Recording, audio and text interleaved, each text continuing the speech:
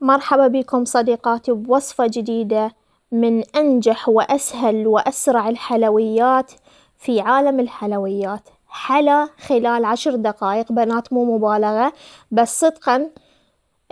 طريقة طبخة أو خبزة خلال 10 دقائق فقط. كنت صافنة بيني وبين روحي والجو بارد، سويت القلاص مال نسكافيه وقلت هسه شنو يرهم ويا هذا القلاص؟ أكيد حلا سريع وحلو بس بنكهة شوية تنطي يعني طعم طيب، مثل شلون القهوة طعم بيه قهوة على مرارة مو كلش حلو. فخطرت على بالي هاي الوصفة، مرة شفتها على انستغرام وكلش الناس تمدح بيها، يقولون سهلة وسريعة وما تاخذ وقت بالتحضير، خلال نص ساعة تكمل يعني هي وطريقة تبريدها وتحضيرها وتزيينها. فقلت ليش ما أسويها. هنا جيت حضرت مكونات الصوص أو الصلصة مال الكيكة، طبعا هي بالكاكاو ودرت لها صوص مال كاكاو هم عليها. مثل ما جاي يشوفون بنات، هنا صار الصوص عندي جاهز. شقول لكم بنات، من صوص خرافي بكل معنى الكلمة. صدقا صدقا لازم تجربونه بكل أنواع الحلويات، تزينون الحلويات. طبعا أنا ما راح أذكر لكم المكونات بالفيديو، راح أكتب لكم إياها بصندوق الوصف. صندوق الوصف تضغطون على عنوان الفيديو تطلع لكم مكونات الوصفة. بكل فيديو أكتب لكم مكونات الوصفة بصندوق الوصف.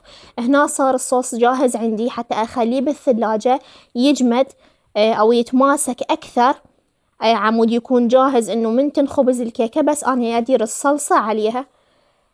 طبعا بنات، هاي البارحة بالليل سويتها هاي الوصفة، واليوم الصبح هم قلت لازم أعيدها وانشرها على القناة على مود تستفادون من عندها، لأن عجبت العائلة الصراحة وقالوا يسوونا من عندها.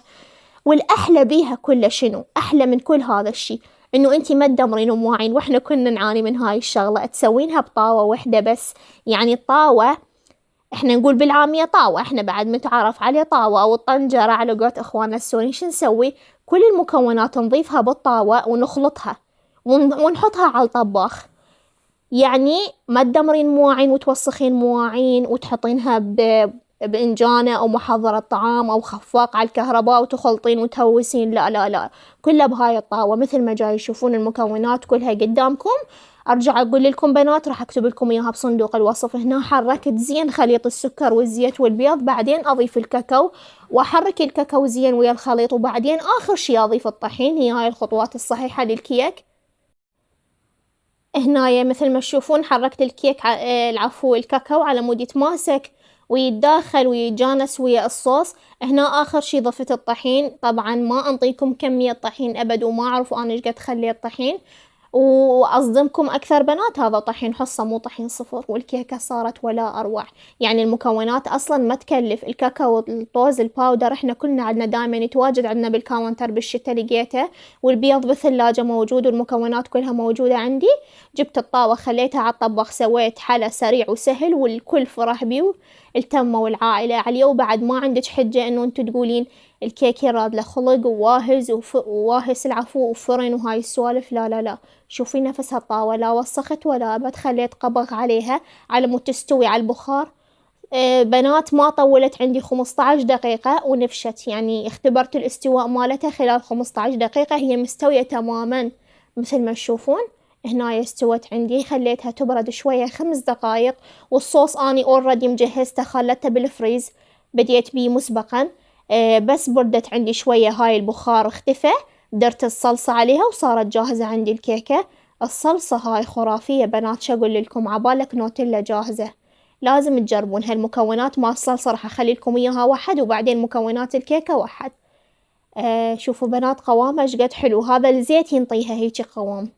الزيت كل ما تديرون زيت اكثر، صحية مو صحية راح تقولوا لي مو صحية، هي طبعا مو صحية، بيها زيت وبيها سكر.